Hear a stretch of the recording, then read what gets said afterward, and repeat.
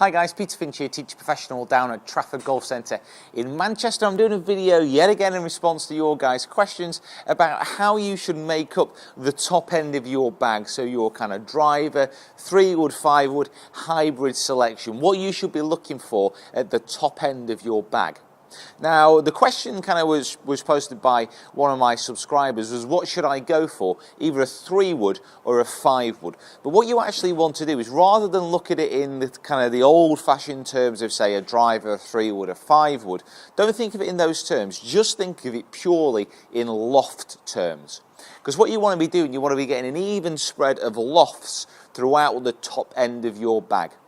Now, what I mean by that is with my kind of current driver at the moment, I'm using the G30 driver, which I've got set here at 9 degrees. Now, this is kind of the best combination that I found with this X-Stiff shaft, and I find it launches the ball very, very well with kind of low spin rates, and it's quite a forgiving club as well. So I found that a 9-degree driver in the G30 is best for me. If you're using one of the SLDR drivers, which the centre of gravity has been kind of pushed forward a little bit more and you need a higher loft, that needs to be taken into account. But for my G30, I've got a 9-degree driver.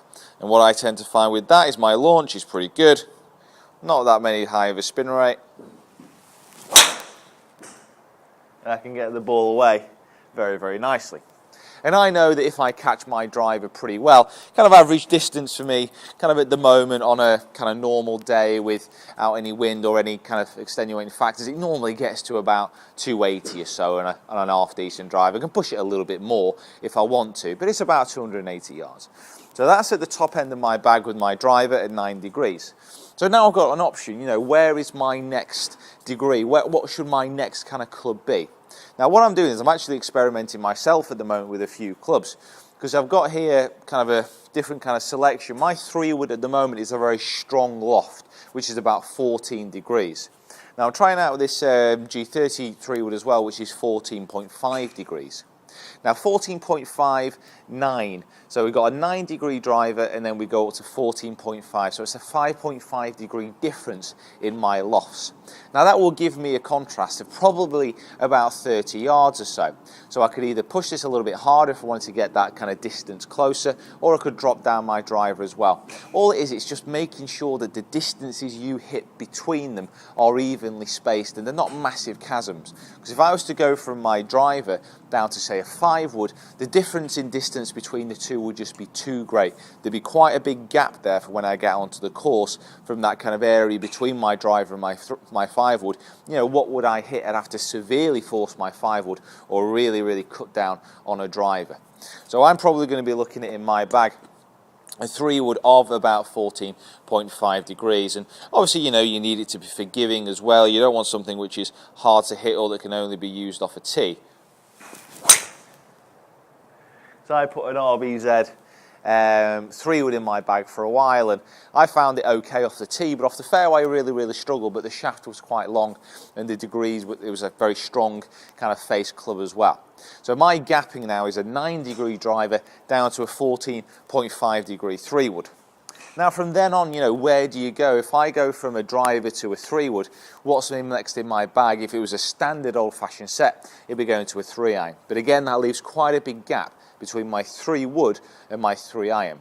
Now what I've actually done, I filled that with a 1-iron, which is not the easiest club to hit for most people, but the 1-iron I have, it's a Mizuno MP33 bladed one, and for whatever reason it just suits me and I hit it really, really well. But if you're not sure about that, you can either pop a 5-wood in, or most importantly, and probably the best option for most golfers of an average handicap, and even the better players, you know, Bubba Watson uses one as well, is just to get a hybrid club in the bag. Now hybrids, again, I mean, I've got another G30 hybrid here. I'm not promoting the G30 over any other club, please don't get me wrong. This is just the stuff we've been sent through recently to test myself and kind of Rick Shields. So I've got this hybrid club here. Now this is 22 degrees, which is down to replace kind of my 3 or 4 iron. So this would be quite a big jump again between my 3-wood and my 4-iron. So I need something in the middle, about 20 degrees or so. And that will take the place of my 3-iron and also bridge the gap nicely between my 3-wood and my 4-iron if I was to play a normal set, but obviously I've got the 1-iron rather than the hybrid. The best advantage of the hybrid is it's a combination of a kind of an iron and a wood, hence the hybrid name. And it does give the best of both worlds. You'll find with a hybrid that the actual height that you get and the forgiveness you get is so much greater than an iron, just simply because of the wide sole plate and also the perimeter weighting, which has been pushed around to the actual back of the club. I did hit that very well, actually. Oh, hit a draw with it as well. Okay, maybe the one iron's going out the back. Get the hybrid back in. But yeah, the whole kind of point in this video is just to kind of say to you that there's no particular kind of right order at the kind of top end of your bag. I mean, obviously you want a driver that you can trust, but you know, that could be anywhere from 8 degrees if you've not kind of got up to the lofting up SLDR stuff, all the way down, all the way up to say a 13, 14 degree driver. I mean, TaylorMade brought out this mini driver, which is 14 degrees, and it's kind of a half driver, half 3-wood. But this is an absolutely fantastic club. If you've not actually had a chance to hit one of these mini drivers yet, it's well worth it. They've actually been, we were kind of speaking to TaylorMade the other day, and it's been a bit of an unprecedented success for them, really.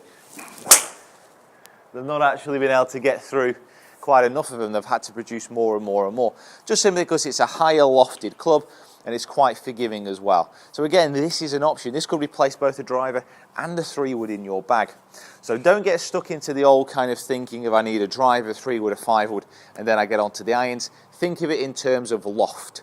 And if you want a full rundown of the lofts on your clubs, go to your manufacturer's website. They will tend to have a list under the actual club specification section on the website where it actually lists the lofts of your club. And you can get into it like that. You can get into it so much that you can go, well, you know, my 4-iron isn't a 4-iron, that is my 22 degree club. And then so on and so forth, all the way down to your lob wedge, which would be 60 degrees. You can really get into it that much if you want to. So guys, I hope you found that information useful. Please comment in the box below. Let me know what you think. You know, what is your club makeup? I try to answer all the comments that I get. It might take me a bit of time to get kind of back to you because there is so many to get through, but please let me know what you think. So guys, thank you so much for watching. Please subscribe to the channel if you haven't already. All the videos here are free, and it's all to kind of help you improve your game. Please follow me on Facebook and Twitter as well. As many avenues as I have to connect with you guys, the better it is. So thank you so much for watching, and I'll see you down here next time.